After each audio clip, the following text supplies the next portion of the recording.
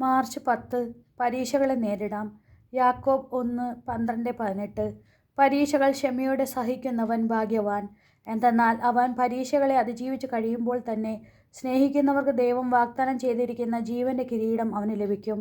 പരീക്ഷിക്കപ്പെടുമ്പോൾ താൻ ദൈവത്താലാണ് പരീക്ഷിക്കപ്പെടുന്നത് എന്ന് ഒരുവനും പറയാതിരിക്കട്ടെ. എന്തെന്നാൽ ദൈവം തിന്മയാൽ പരീക്ഷിക്കപ്പെടുന്നില്ല, അവിടുന്ന് ആരെയും പരീക്ഷിക്കുന്നുമില്ല. ഓരോരുത്തരും പരീക്ഷിക്കപ്പെടുന്നത് സ്വന്തം ദുർമോഹങ്ങളാൽ വശീകരിക്കപ്പെട്ട് കുടുക്കിലാകുമ്പോഴാണ്. ദുർമോഹം ഗർഭം ധരിച്ച് പാപത്തെ പ്രസവിക്കുന്നു.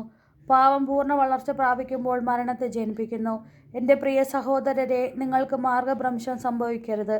ഉത്തമവും പൂർണ്ണവുമായ എല്ലാ ദാനങ്ങളും ഉന്നതത്തിൽ നിന്ന് മാറ്റമോ മാറ്റത്തിൻ്റെ നീളമോ ഇല്ലാത്ത പ്രകാശങ്ങളുടെ പിതാവിൽ നിന്ന് വരുന്നു.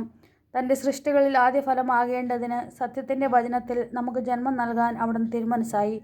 പ്രാർത്ഥന: കാരുണ്യവാനായ കർത്താവേ, തന്നെ സ്നേഹിക്കുന്നവർക്ക് പരീക്ഷകളെ അതിജീവിക്കേണ്ടി വരും എന്ന് അങ്ങ് തിരുവചനത്തിലൂടെ അരുൾ ചെയ്തിട്ടുണ്ടല്ലോ.